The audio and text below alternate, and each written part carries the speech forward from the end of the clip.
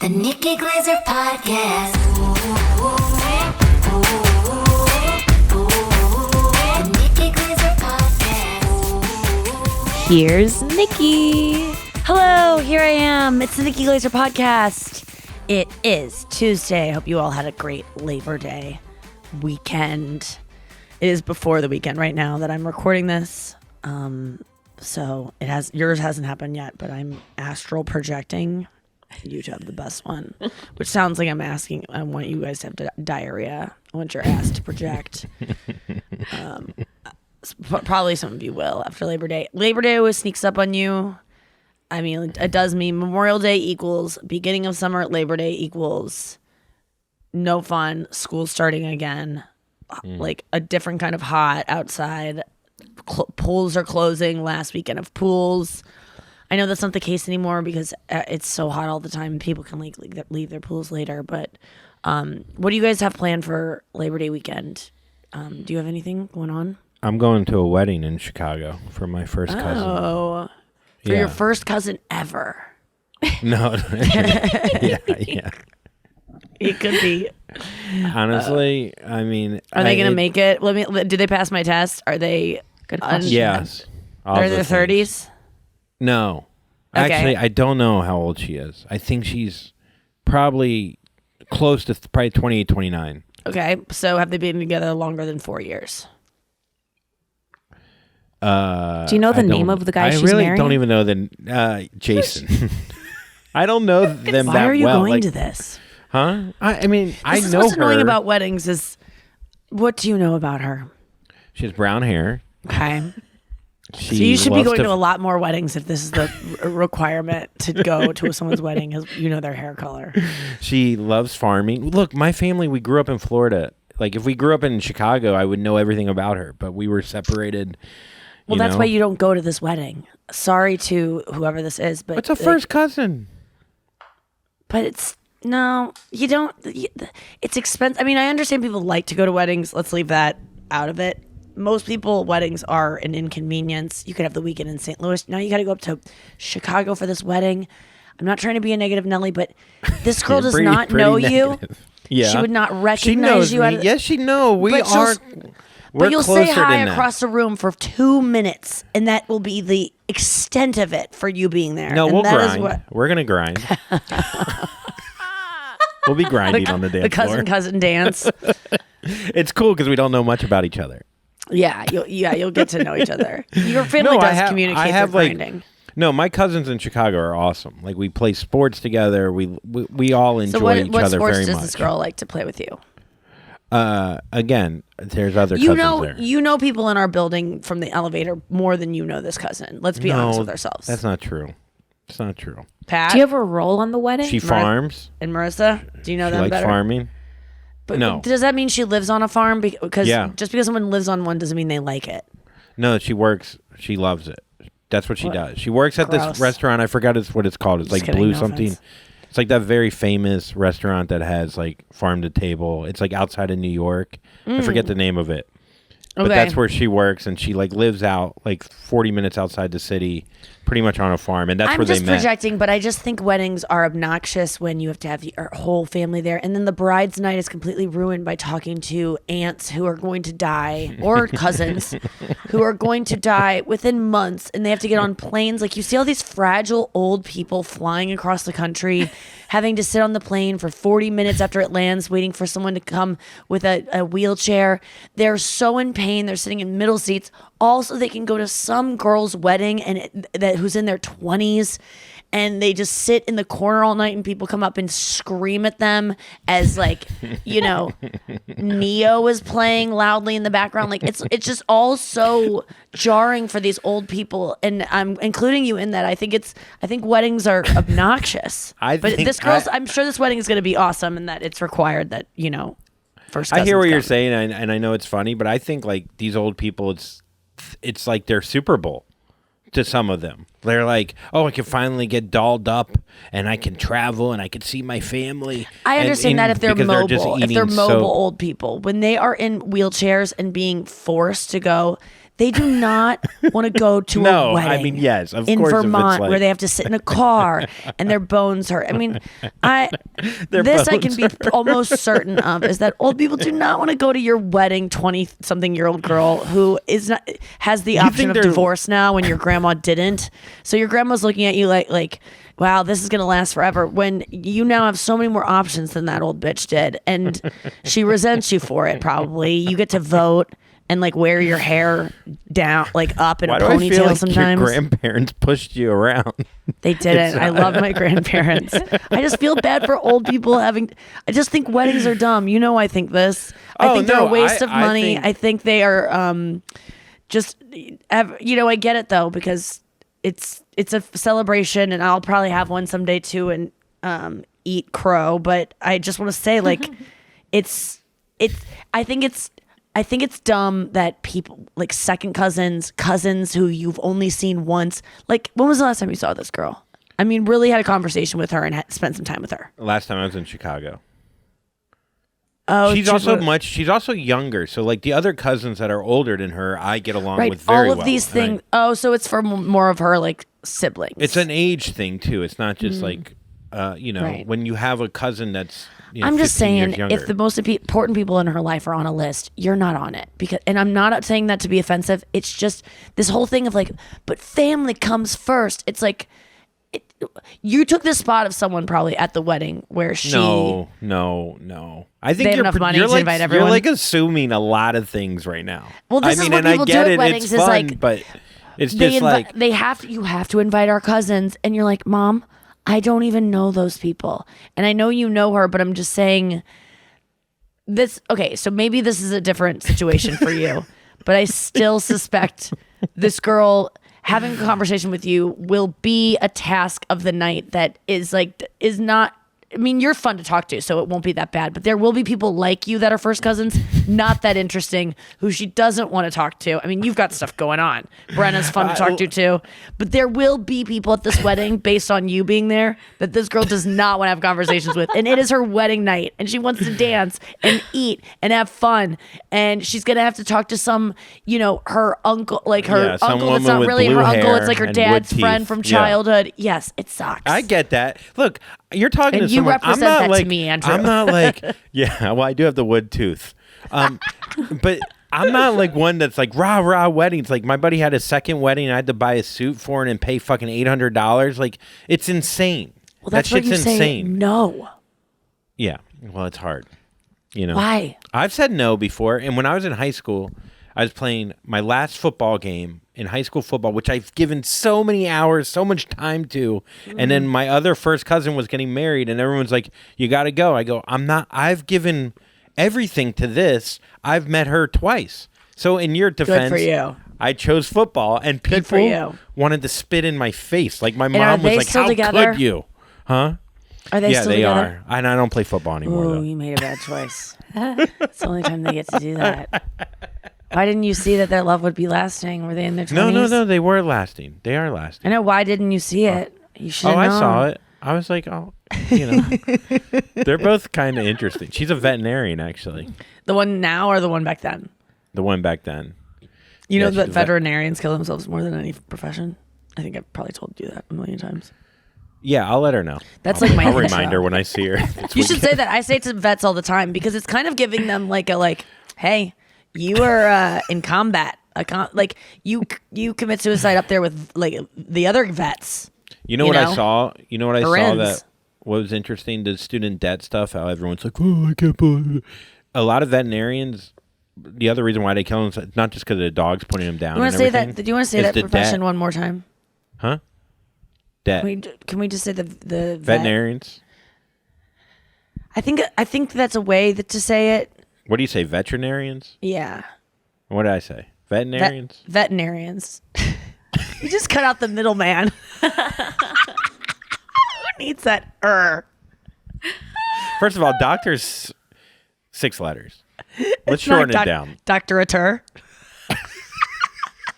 Thank you. Okay, so wait a second. What about the veterinarians were saying about the debt thing?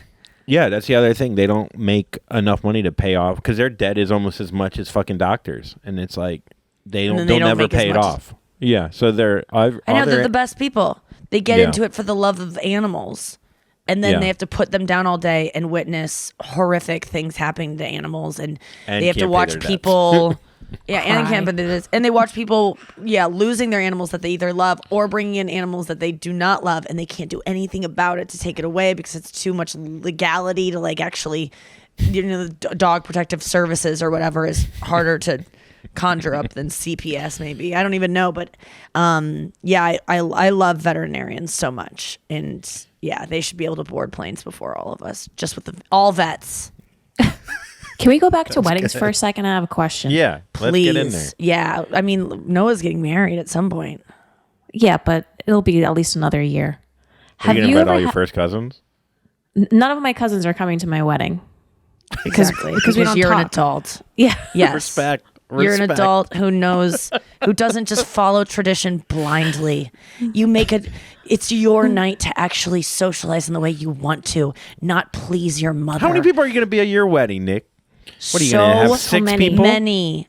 But they'll all be people that I want there. Is TV Bob's kids going to be there? Yeah, I love them. I grew up with them. And I actually, know. Honestly, probably not. Because I don't need to waste my time. No offense, Emily and Brian. If you want to go, sure. I'm sure you'll want to because it's going to be fucking dope. But you are not guaranteed to talk to me longer than 2 minutes that night. I might wave at you across the room. Why do you think everyone wants to talk to the bride so much anyways? I don't know. Because we're the prettiest in the whole thing. And we're wearing a big white dress. And we look so beautiful and happy. And the spotlight is always on you. And you're all virgins. Yeah, and we're all little pretty virgins who are going to bleed that night for the first time, and we're going to lay out the sheets so you can see that we're a pretty little virgin and that we're pure and that our daddy sold us the right way. Oh God, I'm gonna bleed for the first time. Stupid. It's my God, so gross. Oh my God, when I was watching the Princess documentary about Princess Diana, part they just skipped over. I'm sure you didn't even catch it because it was so subtle. I can't believe even I caught it. He said. When Charles was promised Diana by Lord Spencer, he was assured of her virginity. And it was like, what? God. How did he assure it? She maybe got checked by a doctor who probably enjoys that inspection a lot. Fucking, I've been watching too much creep porn. Fucking doctor. Yeah. Fucking prick. All right. Wait, I had a Noah, question. What were you saying? Noah, you had a question. Yeah. Have you ever been a bridesmaid at anyone's wedding? No, like your sisters? Because I have great friends who would not make me do that. I was in a wedding. A couple of them. I got asked to do a best man speech. I denied it. Oh, really? Why? Yeah. Nerves? Because tradition. Not Fuck getting tradition. paid enough? Fuck tradition. They wouldn't put you up at the. I thought when you're not on board with this, me being a badass. The best man condo. At Zany's. You don't think I'm a badass for denying a best man? No, I speech? don't, because there's something going on there that is not about. This is before stand-up. Oh, so this it was is during. before I like talking in front of people. So I was like, well, and then I ended up. That marriage did not work. Was it Rusty's? I'll blink twice. Yeah, that did not. What if you were young enough to not been doing stand up yet? That marriage did not work for whatever friend it was. I ended up doing a Good speech. thing you skipped it. I did a speech though, anyways, and I told the whole crowd that she's pregnant, and they haven't told anyone. What? That's fucked up. I didn't know that it. Did that take? I just jumped off the dock that the wedding was on. I don't know. Wait, but what happened when you said it? She just looked. I caught myself, so I was like, something in the it wasn't so direct where I saw the look in her eye of pure anger, and I was like, wow, this isn't going to work out. Did people gasp or anything? I don't think it was. People were very hammered. It was on a dock. I don't know if anyone heard me. Okay. I made fun of her for not cooking, and then I said, well, something's cooking, something like that, something along those lines. Oh my God. And then she gave me a look, and I was like, yeah, so joking. Oh boy. This is a common thing. Comedians are very bad at giving speeches. Best man speeches, sincere speeches, eulogies. Every comedian I know is deeply uncomfortable with it. None of us like doing it because it's sincere, and the expectations are so freaking high that you cannot everyone's like, oh, the comedian's getting up. You never will be as good as they want you to be. It's just, it really is. And you don't work on it hard enough because you don't care because it's your fucking friend who you don't really talk to that much, But I had to do a speech. I followed a guy doing spoken word, like about his dead dad for like 5 minutes. And then people were like, how are you gonna be able to follow that? I'm like, what? Like, what am I getting? Like, you know what I mean? Why like, was there deaf poetry jam for a dead dad? Poetry jam. Oh, because it was like a brother of the bride or something, and they were talking about the dad. And it was like so good. Yikes. It was like literally like Eminem, emotional. like good. It was really? insanely good. Fuck. And they're like, are you gonna be able to follow that? I'm just getting drunk. Like, I don't know. I was like, I don't fucking get away from me, cousin Steve. And did you follow it? Yeah, I did great. Oh, okay. I just read. So you did great. You just read. But it didn't feel good. Like I didn't feel good until I did fine. I did good, but I didn't like the experience. I'd rather not give a speech. I don't like doing it. I would too. Have you ever given a speech? You had to do a roast or something. Yeah, I gave a speech at recently. Catherine's. I've told about this before, but I gave a speech at Catherine's wedding, still together. And I just like to say that, because I really don't believe most things work. And I made a joke that I was barren during it. No one laughed. It was really awkward. And then I did one for my sister, and I think I just covered this on a recent episode with Chris, but I was describing that my sister was always, even though she was younger, she was always the more responsible one, the one I kind of looked up to. She knew that Santa wasn't real. She was like the one, she was younger than me, and she was like, Nikki, Santa's not real. Were there kids at this wedding? Yeah, there were kids that found out Santa wasn't real. Yes, yes. From me. Yeah. And they were crying in the bathroom afterwards.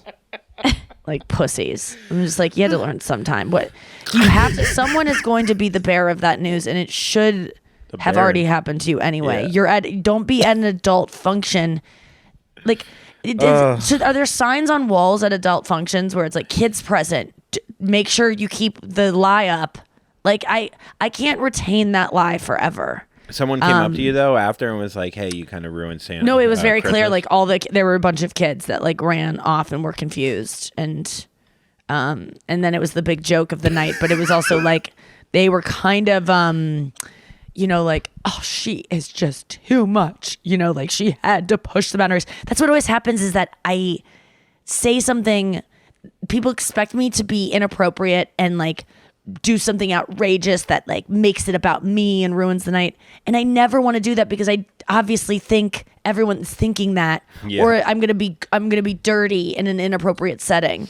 And then I always find a way to be dirty. Like the other day I was filming a show, and it was for a network show, very squeaky clean. The host couldn't even say the name of my special. He wouldn't say the name of my special.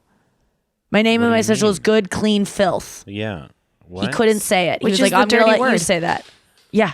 There's nothing dirty about it. That's how puritanical this set is. And I won't say what the show is, but I was like, can I get a D? I want a D so bad. And I was like, well, that didn't sound good. Do you remember So on you can Dancing probably with the guess what the show is. Stars? Yes. Something like that happened as well. Wordle? Exactly the same thing. Oh yeah, there's a new Wordle, celebrity Wordle coming out. Yeah, it's on Vimeo. Dancing with the Stars, same thing. I was so scared of saying anything sexual because everyone kept saying, "You better watch it. This is ABC. We know what you're up to." And then Tom Bergeron asked me, "Nikki, what's it like? Does comedy prepare you for dancing at all?" And I was like, "Well, I've had a lot of bad sets in my life." And everyone gasped and groaned, and I was like, "What?" And he stepped away from me like, "Well, there she goes." And I go, what did I say? And I go, oh, no. Bad sets. With sets. We call, like, it was dumb me making a, jargon word that I think everyone knows. People don't know that the comedians call it sets. It's not in their head. And so it sounded like I was saying I had a lot of bad sex. So then I changed it and I go, well, I've had that too, Tom. And then everyone was like, she did say it. And then it was like scandalized. Everyone's so fucking Christian. It's so gross. It's all fake. Just this fake shock. I'm not someone who's like cancel culture, but it's like this permeation of just puritanical, like really like, I don't know, like Bible thumping, like you can't say damn, you can't say anything bad, is so dumb. It's so dumb, and it's for nothing, and it's all the people at the top that are decreeing this are all pedophiles, man. It's so ironic. But they don't say shit, Nikki. They're committing sex crimes at the top of all these institutions. All these men are power hungry to fuck children or if they're not doing that, they're greedy motherfuckers who are just skimming poor people of their money and spending it. And they're criminals. And yet when I say a blasphemous term, it is like I should be sent to hell. When you have all of these lying charlatans at the top. I love religion because I think it gives people purpose and community. But when it starts to impact, like, you can't say certain words. I'm not going to say fuck in front of a kid on purpose. I did the other day accidentally, and I felt terrible about it. I'm never trying to, like, wait. What happened there? What happened there? I don't want kids to. No, what happened with this fuck in front of a kid? At the Jimmy Kimmel thing, I was with kids all day, and then it was in between bringing kids over, and I like dropped a water or something, and I was like, oh fuck, and I was like, oh my gosh, I'm so sorry, and there was like a mom and a kid like waiting on the side. I was like, I'm so sorry, and she was like, oh, we don't care, and I was like, oh, thank God, a fucking cool kid. But it's just. People are been in the industry for a long time. He's been through way worse than that. It's just I went through. I'll talk about it after we get back from break. But I'm a little bit fired up about all this, like, Nikki Glaser's dirty stuff. So we'll hear about that, and even whether or not you want to after we get back.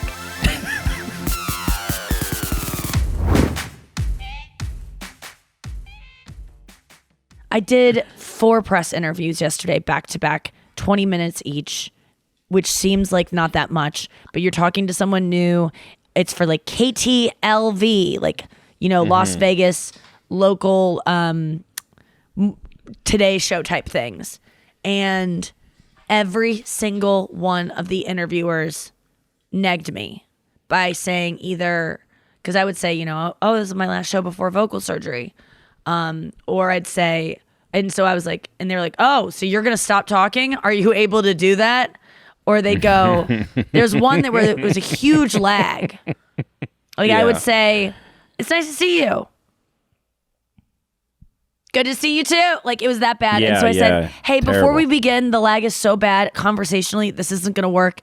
And I know that these people are working doing interviews all day with people that aren't even interesting. I go, I'm just going to steamroll and pitch the show, and you jump in if you absolutely need to, but do not, I hope you just don't think that I'm not including you, but it's just too much for us to talk back and forth. It might be better for me to just pitch the show and give you what you want. And she goes, oh, you're blaming that on the delay? I'm used to you just rambling. And I'm like, ew. Are you kidding me right now? Because it's my job to ramble. Like, don't stop acting like this. And I've had it with certain male comedians too, where I start talking backstage and they'll start laughing to another man. Like, because they're so used to laughing when a woman might be a little bit opinionated, like, here she goes again.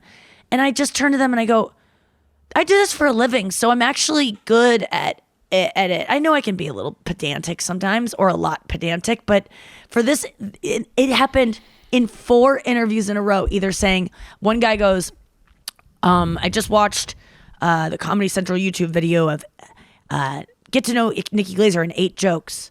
And I was like, oh, how was it meeting me? And he was like, well, not something I should have watched at work. And I go, why? Were you blaring it on your speakers? Like, what was I? It wasn't pornographic visually. Like, put in your headphones. And he was just like, well, it was just really dirty. And I was like, but did anyone hear it at work? It's not safe for work. Did you have the captions on? Like, yeah. Stop shaming me about being dirty. The thing is, people cannot fucking handle that they are dirty, and they want to talk about it so bad, and they're so ashamed of it that when someone does it, they have to make you feel bad about it because they don't get to talk about it, and they're sad about it. But it happened to me. I had to meditate in between because I was getting so self-hating. Yeah. Of like, I'm disgusting. I ramble. No one wants to hear me. I'm like, I'm doing your show, giving you content. I'm way more famous than your show deserves me to be on. Sorry. It's just a KTLV. You should be very happy I'm on. Not that I'll do anything that's fun, but guess what? I'm not coming back to these shows because I get insulted when I go on them. Or when I finally stop talking, they go. So when you got on, done? did you when you got So on, did you call him out on the negging, or did you just No, like, it's not worth it. It's like the thing where a guy grabs your ass when you're in line doing meet and greets, calling it out. You get an apology that doesn't really mean anything. Or if it does, it's just too much of their energy that you have to go, it was actually me. I'm coming. Like, yeah. I'm sure it's a little bit me, like I'm a little bit too sensitive. The best case scenario is this doesn't bother me at all because it doesn't fucking matter. I was on the girls chat in between the interviews kind of spiraling, like I'm getting really insulted by these like people who kind of wish they were me, I think is the problem here. Because I know when I get like this, it's because I wish I was that person or I'm jealous of something they have. And I was like, they have to do a show. They have to do a show where they have to be like, "Good morning, how you doing, Vegas? Phony. I hope you're having a good time out there. It's 75 degrees. Oh, the Raiders did good last night, huh, Marie?" And she's like, "Yeah, my husband hasn't gone down on me in 6 months." You know what I mean? It's like, it's just like. They're so wanting to fucking just talk like because I bet you they're at the bar going, "Oh, I fucking ate this girl's pussy last night," or they're like, they're just talking like this fucking guy, he can't fuck with it, and then they get, and then they gotta be fake, and that's the anger probably where it comes from, The girl that like kept saying that I was rambling and talked too much. You can tell she wants to be a comedian and she is funny. And that was the problem, was that she was trying to neg me. She was trying to like roast me a little bit. Yeah. And it wasn't the place for it. This happens a lot. I was going to ask if like when you do interviews, especially with someone that's new or that you don't know, do you see them trying to be funny as opposed to just like interviewing you? No, generally they know their place, but sometimes they are funny. Like this girl probably could be a comedian. You know what I'm saying? She just hasn't done it enough to know when it's appropriate to make the jokes that she is capable of making. So she was sliding in jokes in what I thought was a sincere interview, but she was maybe so scared of being roasted by me based on what she's seen of me that she got defensive right away and starts insulting me. And so I need to remember that going in, that this person is just trying to match whatever energy they think I'm going to have. And there was nothing malicious in it. Like the other night, my friend and I did an event, and afterwards, it was Ben Glee, but afterwards he was like, I was deeply insulted by this person and how they handled things and insulted me and then got my name, like said my name wrong, all these things. And I was like, Ben, they were trying to be funny. This person is a funny person and they are a little bit awkward as well, because aren't we all? And they say mean things to connect with comedians. It's like a thing people do. That happened to me this week. You've had it happen, right? Yeah. Like, what did the person say? So I have a quick joke about growing up where, with no Jewish people. Like it was just me. And then whatever. So the joke is this about anti-Semitic? Like, did they fucking come at you? So with after the show, I'm talking to like 10 people, and this guy comes up. He's a relative of a friend that I don't even know him that well. Yeah, I'm going to his wedding. I'm actually best man. I just spent $30,000. I'm in debt. I'm going to be veterinarian. So I go to him. Be veterinarian. I like it's not even. You took the A out. Yeah, you got to shorten everything. Veterinarian. And so then he goes to me. He goes, "You had that one joke about no Jews. Our high school cost $30,000. I was friends with there were a ton of Jews there." And I'm like, okay, first of all, okay, we get it again. Like the stereotype. You're calling me out. I'm like, when I was there, I'm 15, 20 years older than you. There were no Jews there. I'm not like making up a false premise of like, oh, they're gonna look into this and realize I actually went to school with 1,000 Jews. Like, what are you doing in front of people? He just wanted attention. Well, I found out a little bit that he's a little maybe on the spectrum, and then once I found that out, I was like, okay, this is, Yeah, you can kind of do that with everyone that pisses you off in any way. You can just go, because it was so clear when Ben came to me about it. I was like, oh, I've also experienced this kind of thing with this person where I'm like, ow, whoa, yikes. And I realize, oh, this person is funny. They just don't know how to they just got a sword and they don't know how to use it yet. You know, like they have a really good sword and they don't. And so it's like impressive that like they even are capable of making these jokes, but you go, wow, that is, you're not, it's like you have a good cut of meat, but you burn it or whatever. Like it's, so, and I was like, also like, this person has nothing against you. And that's what you got to remember is that most people's intent is not to hurt you, because most people are not sociopaths or psychopaths. Yeah. No, he was a nice kid. 1% of people. Yeah, he's a nice kid. It's just, most likely a person trying to hurt is not trying to hurt you. And, but so I had to talk through it with these, like, after 4 in a row, and I'd have 15-minute breaks of like, just sitting here being like, I do talk too much. And like, why am I even doing this show there? And like, I was trying to give them interesting interviews. I was trying to make it look different. I'm like kind of lounging in a way that I'm like, oh, someone sees this on TV. When you got on, you should have been like, no, what about you? Like, what's up with you? I know. Like, that's a really good point. If I was capable of that. If you were just like, so anyway, enough about me. Like, oh my God, I have an idea to do. Like, do you have a show tonight? You should have been like, do you have a show for 1,500 people tonight? Oh, you don't? Oh, I do. But what would you be like if you had that? Yeah. Oh, you don't? Oh, I talk too much. Oh, I do too much of the thing that is literally the only thing I do on stage that I'm required to do. Literally, there's nothing else. Do you want to see me dance? Do you want to see me sing? Do you want to see, like, I don't do that. That's all I have. And it's about to be all I don't have.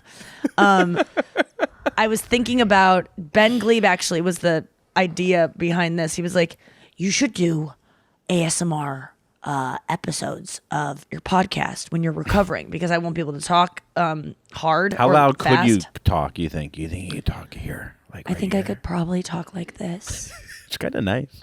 And anyway, I think it'll be good. Well, yesterday I tried to do like just 5 minutes of what it would sound like to do a podcast in ASMR, and it is so difficult to talk this slow for me. And you have to talk slow? Can you talk soft and fast? Well, because then at the end of it, I start just talking like this, and it was just like, no, wait, no, you can't. You got to go slow. But I realized you really it's almost meditative, because I got into like I could see that my thoughts are 20 words ahead, and I'm having to ditch out on what I've planned for 20 words ahead because I'm not going to get there in time that I'm going to remember that. So it keeps you present on every word. It's like Sam as Harris opposed talking. to, yes. And I realized Sam Harris is able to use bigger words, maybe because he talks slower. But it was very, very hard. But I do know that, my doctor said, when he was listening to me, my surgeon was like, first of all, healthy, like the surgery or not, you need to slow down talking. You talk too fast. Oh, really? So he's not even coming after you? Yeah, he was. And then we got into promoting my dates that I was canceling because he was going to scrape out my cords. Look, he wants to be a comedian too. I mean, he probably does. Yeah. Everyone does. It's kind of secretly. And he is a funny guy, but no, he was like, he wanted to talk to me. I brought my mom to the pre-op interview thing because he just wants to hear your voice, how you use it. I mean, this guy can hear everything. And so we were just talking about my life. And he was like, right away, I got to tell you, slow down. Slow down. And I was like, I hear you. That is going to be so hard for me. So I think doing ASMR ones, if I do a couple to ease in, it might be the perfect thing to get, when you wear like a leaded vest to run, and then when you take it off, you're somewhere in between where you were and like strength wise. If I ASMR, it's going to be pulling me so far the other way that maybe it might slow me down in general. But I cannot go the rest of my life talking at the speed I talk at. It is not, whether surgery or not, it is ruining my life. And I didn't know. So it sucks that I have to slow down now and talk like someone who's in slow. To me, it feels like I'm sick how slow right now. Are we talking here? Like this? Well, I'm talking like this slow. Like this is a normal way that people talk. I'm not, it sounds weird for me, but this is how you talk. This is how Noah talks. I'm so used to hearing you talk every day. It sounds like your internet is slow and you're lagging. It sounds like there's a problem, but this is the way that other people talk. Hearing your voice like this, it's funny because like I was like, I kind of want you to speed it up. Yeah, I know. People might be wanting to put it on 2 times the speed, but this is the speed generally at which other people talk, and I need to slow down to the speed, and it is very hard to do. It's like going through a construction zone on the highway for me, where you're like, it's funny being your friend. It's Sunday and no one is working on the construction zone, so you know it would be fine, but you still have to do it because you're scared. Oh my God.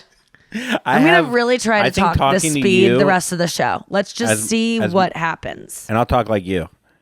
So being friends with you, it's like so you talk like no, I can't even do it now. I'm just saying like try just to fill in the words. Well, that's what I do too. But I sound drunk when I talk to people that live here in St. Louis and talk like this. You don't have to slow down.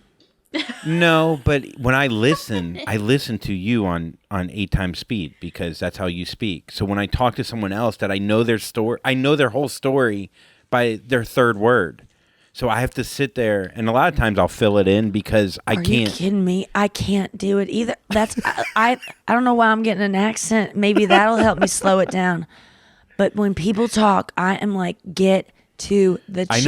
I know what's happening here. I complete people's sentences all the time, and I will have to say I am rarely wrong. And I am aware of how annoying that is, but I always check myself like, is this going to be annoying because I was wrong about what they were going to say?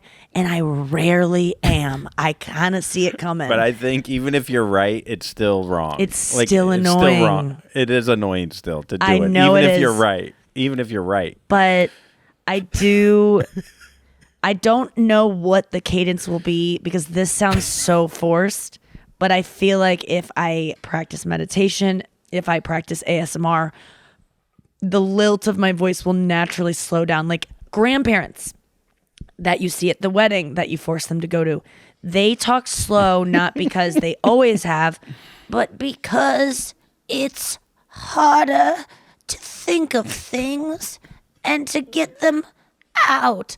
So naturally, as you age, you're going to slow down your speech pattern.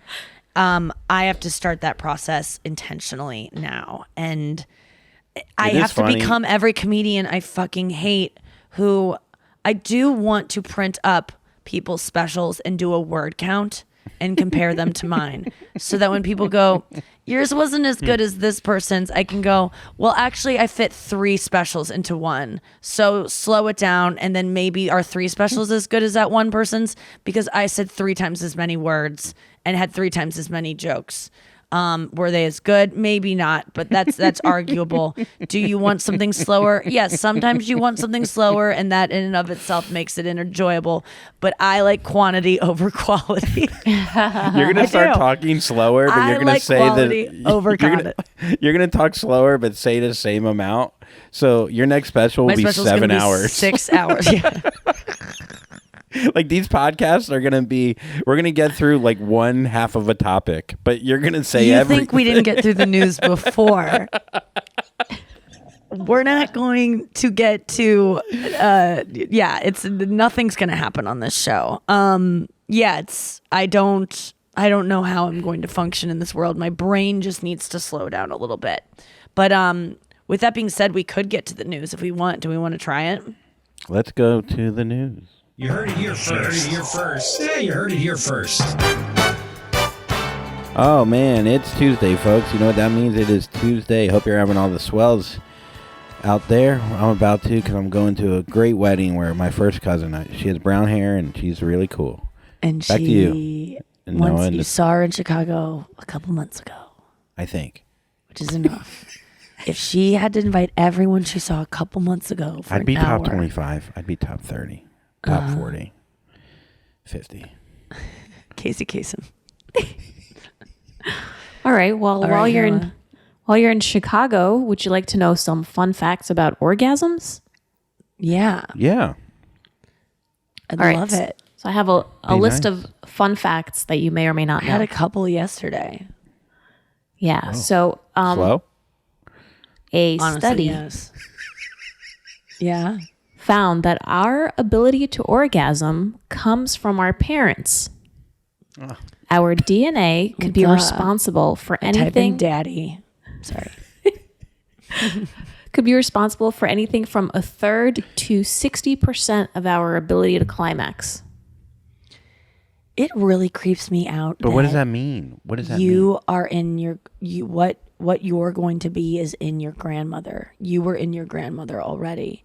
Your mom's eggs were in her egg when she was in your grandmother as an egg.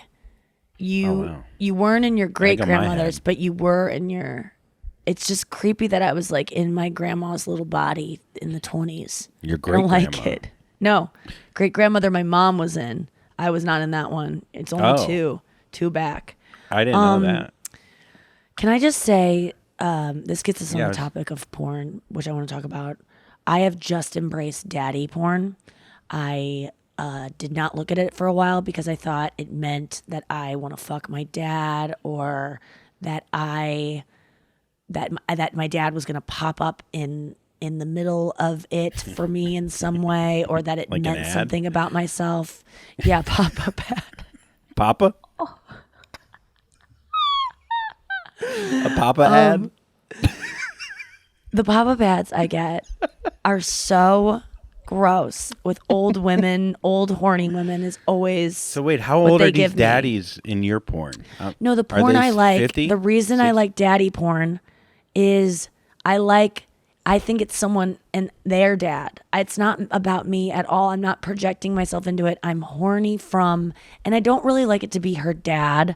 I just like it to be like someone she trusts that like loves her, but is in a position of power, is a bit older, is instructional, is like someone. I like the dynamic, which I've requested many times, of like a respectful gangbang. And I feel like the word daddy implies I care about this person. And so it actually is maybe what I've been needing to Google this whole time, because so much of the porn I get and enjoy, the acts are so mean to the girl. And I've always been looking for this sensitivity and this almost like pride, and like a father has so much pride for his daughter in everything she does. So it actually is one of my words now, and I have no shame about it.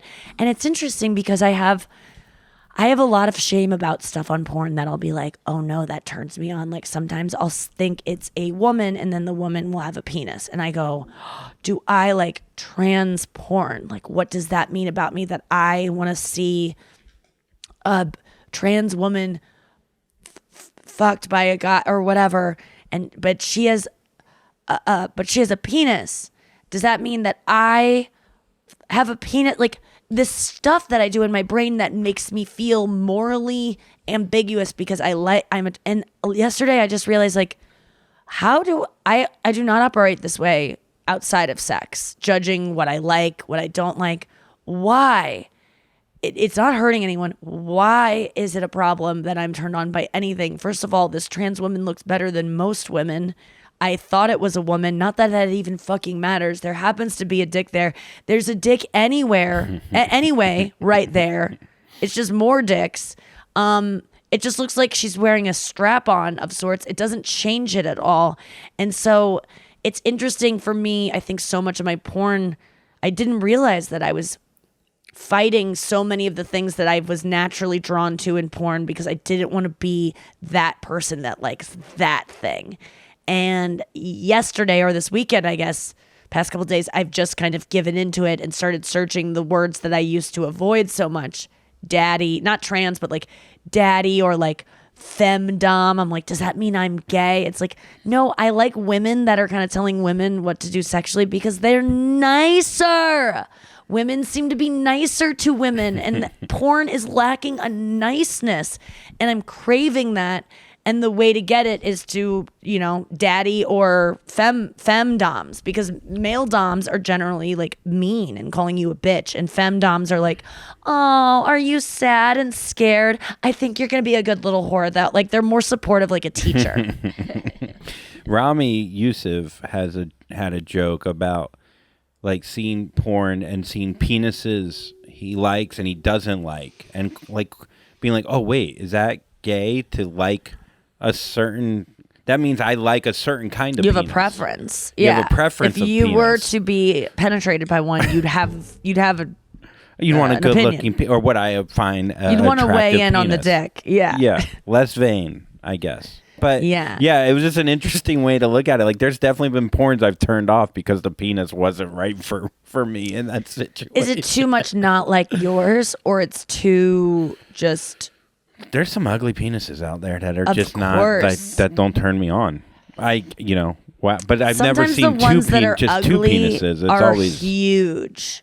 The ones that are like, they look like they have like tumors or something. Yeah, it you know, looks like because they're the so Hulk. big. Yeah. But then there's the part of it being that big that's kind of interesting, where it's like, Jesus Christ, what's gonna happen here? Yeah, but, like the tallest man in the world. You want to look at it. It's I like, hate James Dean. He's a popular porn star who is in fucking everything. I've heard didn't he like rape women and like wasn't he like? I've just I don't heard know. stories that he is not that like he just and I used to be very turned on by him because he was aggressive but also like passionate, and now I see it as he is usually the one in a gangbang who is doing most of the mean things, starting the mean, like, you know, pulling her hair or like kind of moving her legs in a way that's just like treating her like a rag doll, which can be hot. I don't want to slut shame, but I heard, you know, there were allegations about him, and then, you know, further things. Like now when I see his name on something, it can be the best porn that would be right up my alley. Will not watch it, even though he, I think, is probably the hottest guy in porn.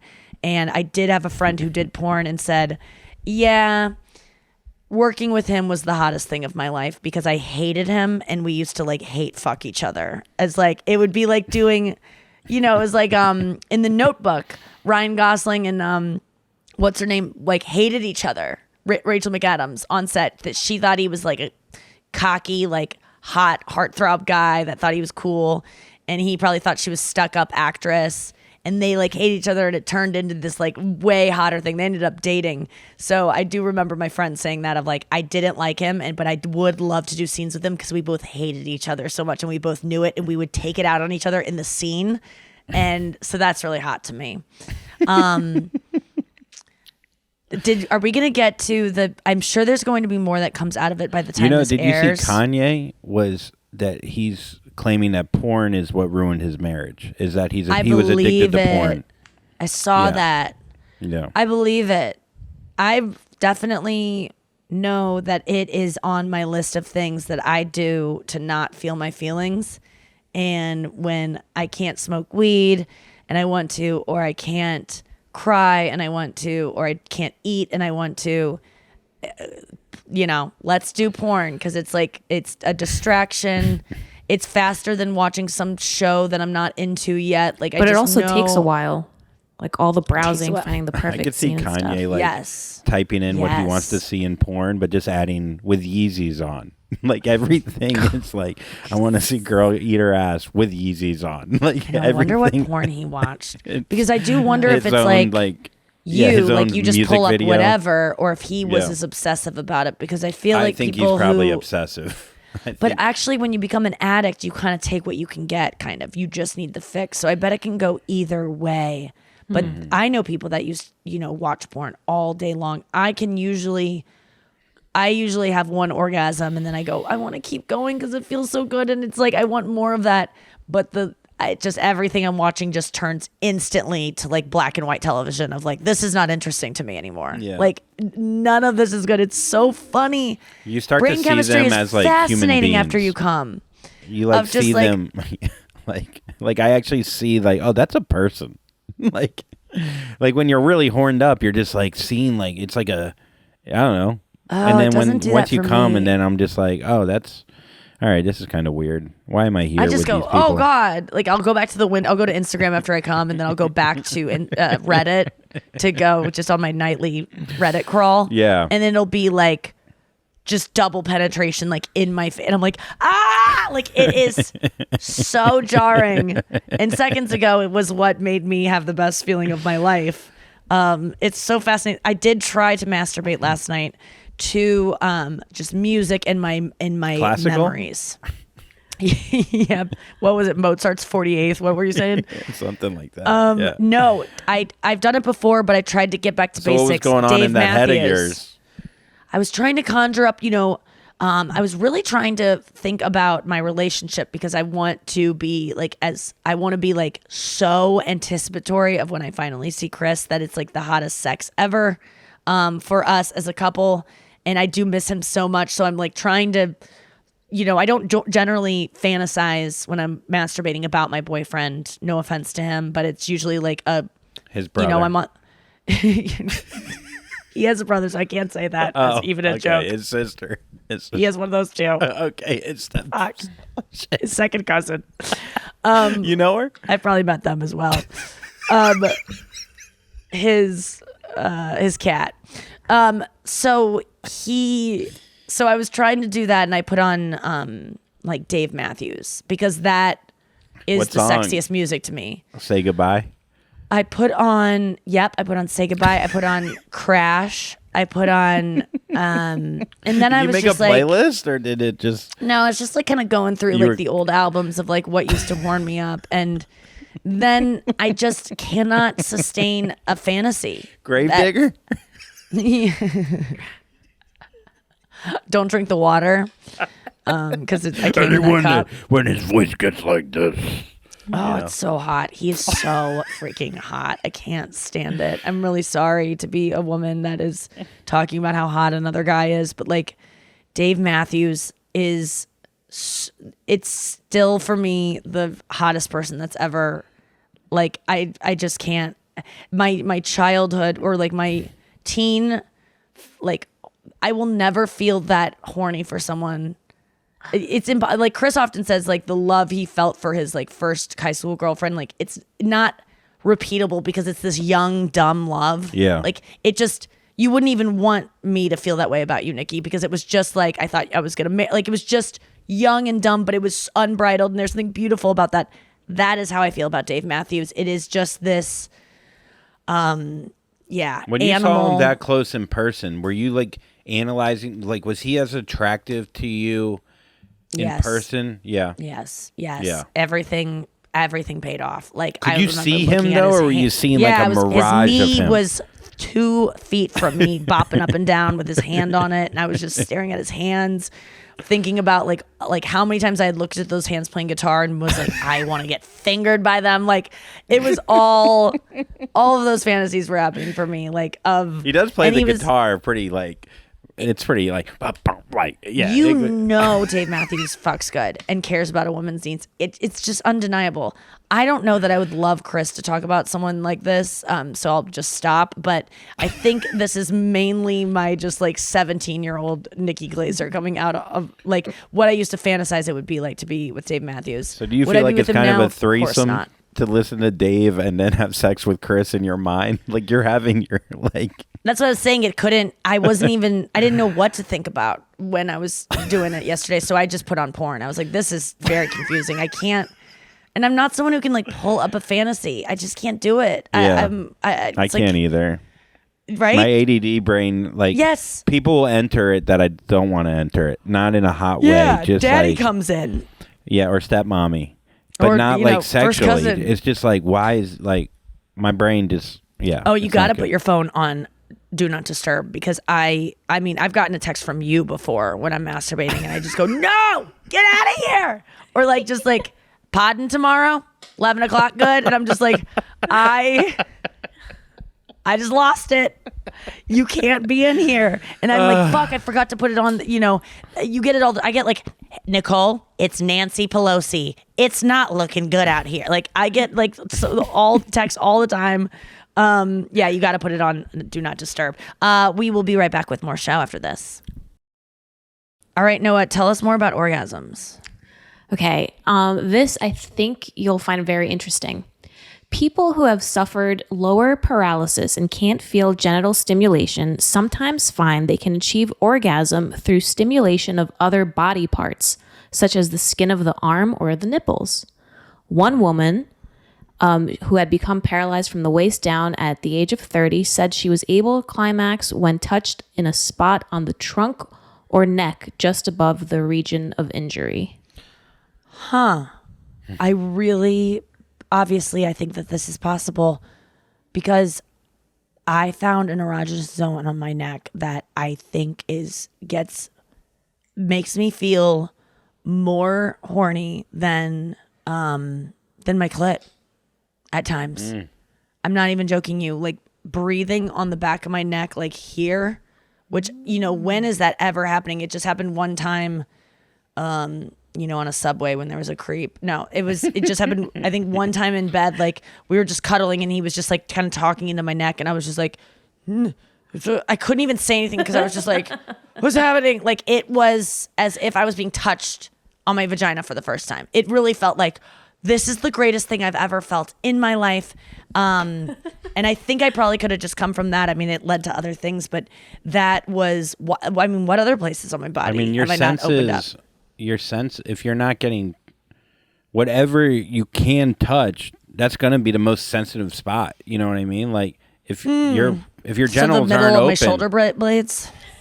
You had other options. I'm saying if you were out of options with your body parts, wherever you can't if you get only sunscreen. had a head, it would be what's the hottest place to touch me on my head? Like if you just had a head. You know I'm what not I mean? kidding you, dude. It was like a concentrated area that was as sensitive, like gave me the feeling of my clitoris, which has maybe millions, I don't know science, of nerve endings. Yeah. And let me just please say again, if you are masturbating and you are not lifting up the clitoral hood to get to the clit, which there is a covering of your clitoris, so many girls do not know that they need to even lift that up. And I would venture to guess most men do not know. They think that's the clit itself, that like little bubble gum thing.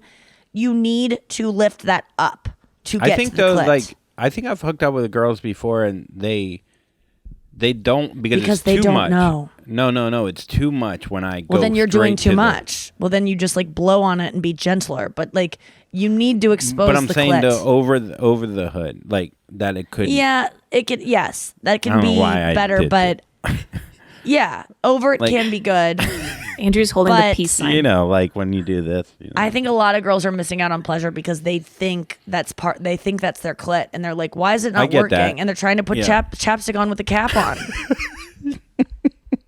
It's so like that. This happened to me. My friend texted me. She bought the womanizer. Did I tell this? How that I came? She bought the womanizer, and she goes, "Where do I put it on my clit? Where's my clit? Do I have to lift up the thing?" And I said, "Yes." And I go, "How is this not in the instructions?" And it wasn't. No one's educating women about this. It wasn't in the instructions for the womanizer. Womanizer, get your fucking shit together and have an instructional booklet that goes beyond IKEA drawings and like gets in there and actually shows women what the fuck to do. I bet there's like how-to videos. Really obnoxious. On and then I YouPorn Googled it YouTube. and there's fucking not. There's not. Really? I mean, maybe if you scour, but like you go to any kind of like, how do I masturbate? Like if you write, how do I masturbate as a woman? The top searches I looked, none of them mention lifting up your clitoral hood. They just say find your clit.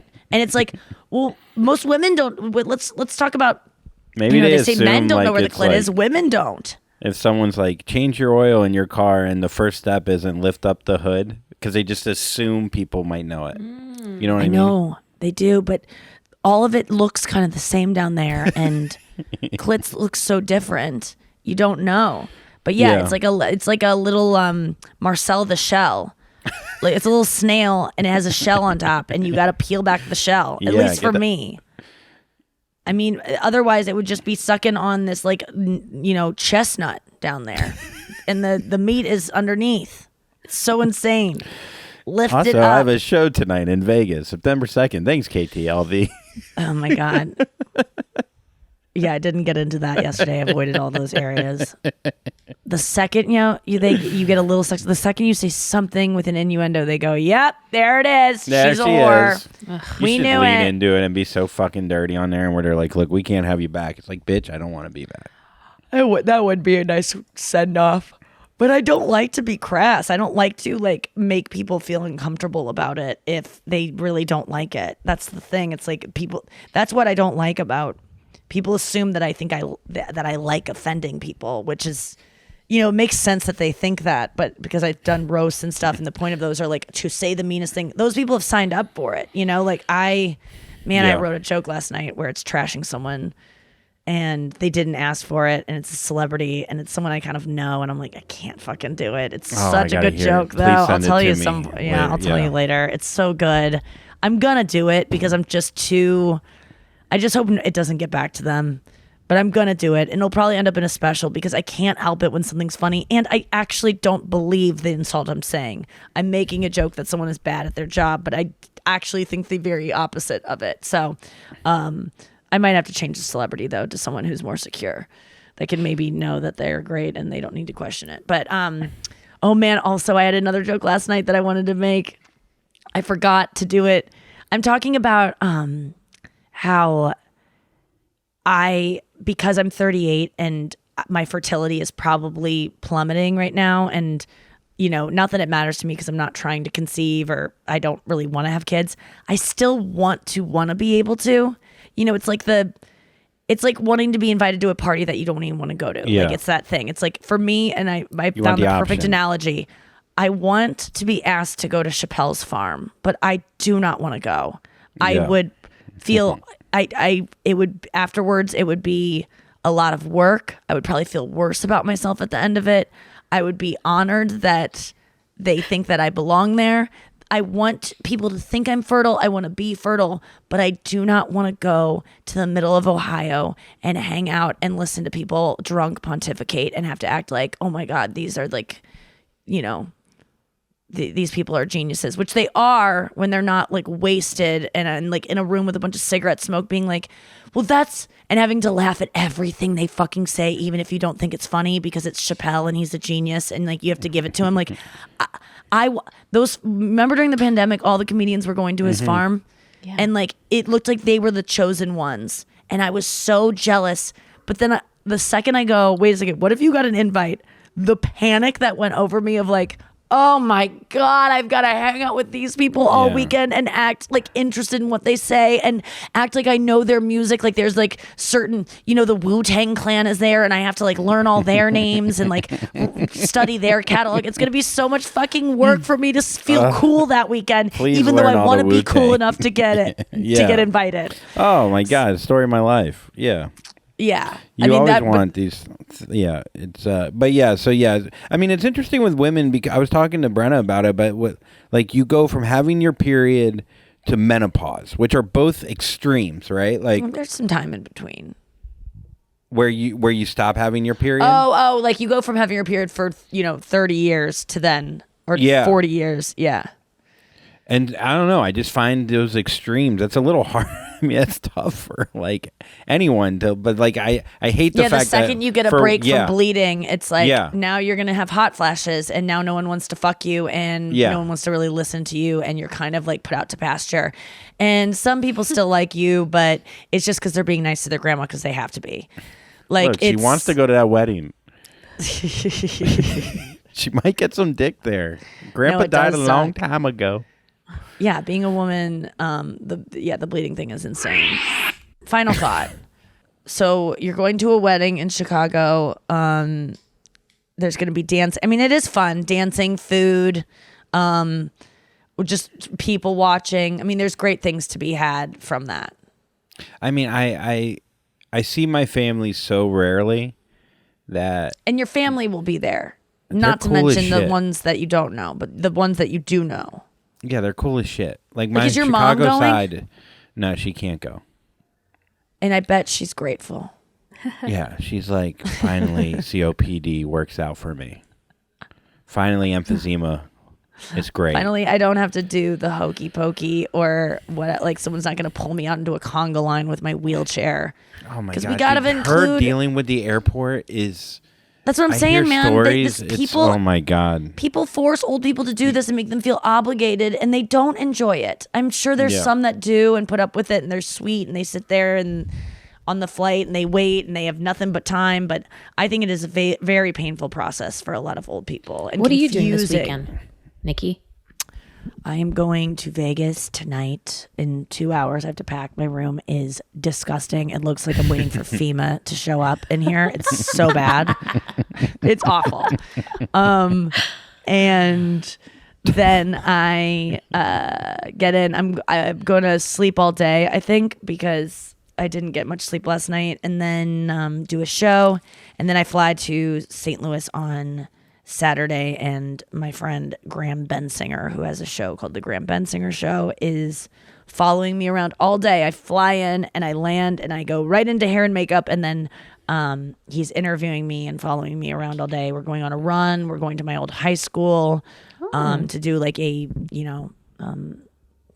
report on me, and then he's going to come to Boston for my surgery and cover that. He's interviewing my surgeon. So he's doing like a whole piece about my thing that just so happened to materialize out of the fact that he wanted to do a piece on me anyway. And I was like, oh, I'm actually having the surgery, so I can't do the interview at the time where we thought. And he was like, well, can I cover the interview? And so, yeah. Did he reach out to you, Andrew? Yeah, I talked to him yesterday. Okay, yeah. And so he was saying something about asking if I want to be on camera for something next week. But yes. Yeah, no, they're interviewing my friends and family too. Yeah, he's a good dude. He's such a good dude. Yeah, it was nice getting whatever. Anyhow, What? I think no, it's just nice getting to know him. He like became like someone I forgot even. I met him through you, and I've gone over like we went out to dinner the other night with him and his girlfriend. Yes, and it was just I don't know. It was a fun time. They're a silly couple. I don't know. I can't really probably get into their couple, but she's like a neurotic Jewish doctor, and he's a little neurotic in his way, but I don't know. They're just interesting together. Google Graham Bensinger. You probably watched his YouTubes of him interviewing every celebrity. I mean, he interviewed Tom Hanks, Kobe. He did mainly sports people. Yeah. He's done everyone. No, big time people. Yeah. Big time. But he does it out of St. Louis. That's where his operation is. Very successful. I'm honored to be on his show. I went on a date with him during the pandemic. We went hiking, and I hope that we can talk about it because it was very much, if you want to get to know me, that story of going hiking with me is a very perfect indication of the type of person I am, which was like, he thought I was going to be like this fun, chill, like, I'll take this girl on a hike, and I was not having it. And I was really at this point where I was like, if it's going to work with me and this guy, he's got to know this. I'm not going hiking like this ever again. Or if it is, it's like for his birthday when we're like married or something. Like, I cannot. And so I made it very clear. I was not trying to be like, I like it. This is something like I wasn't like on my best like date behavior of like, I just want to be the girl this guy wants me to be. I was just like, he needs to know the truth. And I was like, I hate this. I hate this. I really don't like this. I'm not going over that puddle. It's too deep. Like, and I remember him going like, oh boy. What are am you I getting serious? myself into? Yeah. He was just like, he was honestly pretty tickled by it. He was just like, you are so funny. Like, I didn't see this coming. He was like shocked. I kind of liked his reaction. We knew almost right away that we were like, it was a friend vibe. And so it was nice to cut it with like, you're a lot crazier than I thought you were. Like, that's how he felt. And I was like, and you have too much land around you that you want to explore for me to ever explore this relationship. So I am looking forward to that. And that'll be out at some point. But everyone, I hope you had a good Labor Day. We will be doing one show a week during my recovery with, we're going to pre-tape them so they won't be like totally topical, but I don't think it'll matter because my life's not going to change much from the time that I stopped talking because so you will still be getting content. It'll be weekly like most podcasts you consume instead of 4 times a week. And so until we maybe add more shows as my voice improves, expect that for the next 3 or so weeks of 1 week per 1 episode per week. And I hope that's okay. And I will still be active on Instagram doing, Buster Keaton, Charlie Chaplin type things, discovering physical comedy. Yeah, I can see that for you. Right? So tune into that. Please stay subscribed to the podcast. Keep supporting it. Watch old stuff. Listen to old stuff. Yeah. And we love you. Don't be cuh. And Jack Reacher. Your voice is Jacked up vocal cords. Jacked up.